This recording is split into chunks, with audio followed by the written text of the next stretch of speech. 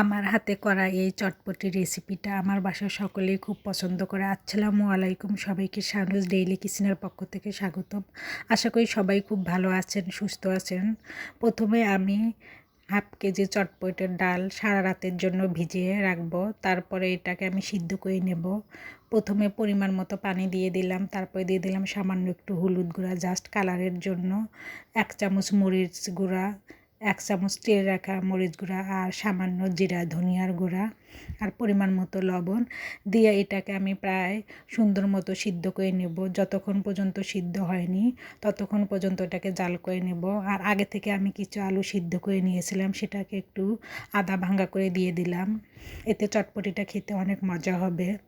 আর এদিকে আমি টকটা রেডি করে নেব। আগে থেকেই আমি তেঁতুল ভিজিয়ে রেখে টক করে নিয়েছি, সেখানে দিয়ে দিলাম পরিমাণ মতো চিনি, টেলে রাখা শুকনো মরিচ গুঁড়া, কাঁচা মরিচ গুঁড়া, সামান্য লেবুর রস, পরিমাণ মতো চিনি, পরিমাণ মতো লবণ দিয়ে সুন্দর মতো টকটা রেডি করে নেব। আর আমার হাতের এই টকটা আমার বাসার সকলেই খুব পছন্দ করে। এখন আমি দিয়ে দিচ্ছি টেলে রাখা শুকনো মরিচের গুঁড়া, দিয়ে দিলাম পরিমাণ মতো লবণ, আর দিয়ে দিচ্ছি 1 চামচ চটপটির মশলা।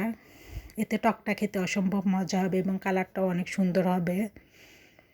আর আমার বাসার টকটা আমি সবসময় একটু ঘন করেই খাই। এখন আমার চটপটিটা সিদ্ধ হয়ে গিয়েছে। এখন আমি দিয়ে দেব চটপটির মশলা 2 চামচের মতো। এখন আমি এক বাটি চটপটি রেডি করে দেখাচ্ছি। প্রথমে চটপটির ডাল নিয়ে নিলাম, তারপরে দিয়ে দিলাম সামান্য পেঁয়াজ কুচি, কিছু কাঁচামরিচ কুচি, কিছু শসা কুচি, ধনিয়া পাতা কুচি,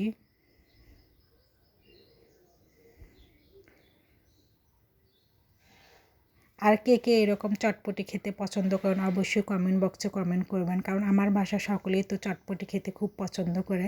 তাই আমি প্রায় সময় চটপটি রেসিপিটা বাসায় তৈরি করে খাই। আমার কাছে বাইরের মামাদের চেয়েও আমার হাতের চটপটিটা আমার কাছে বেশি মজা লাগে। এখন আমি দিয়ে দিচ্ছি টক, আর এখন আমি গ্রেট করে রাখা ডিম দিয়ে দিলাম। দেখেন চটপটিটা কতটা লোভনীয় আকর্ষণীয় দেখাচ্ছে। আর আমার তো ভীষণ চটপটি পছন্দ। সবাইকে আমার ভিডিও দেখার জন্য ধন্যবাদ। সবাই আমার পেজটাকে লাইক, কমেন্ট, শেয়ার ও ফলো দিয়ে রাখবেন। আমার ইউটিউব চ্যানেলটাকে সাবস্ক্রাইব করে রাখবেন। সবাই ভালো থাকবেন, সুস্থ থাকবেন। সবার জন্য শুভকামনা রইল। সবাই একটু প্লিজ আমাকে বেশি বেশি করে সাপোর্ট করবেন। আমার ইউটিউব চ্যানেলটাকে অবশ্যই সাবস্ক্রাইব করবেন। সবাইকে আবারও ধন্যবাদ। সবাই ভালো থাকবেন, সুস্থ থাকবেন। আল্লাহ হাফেজ।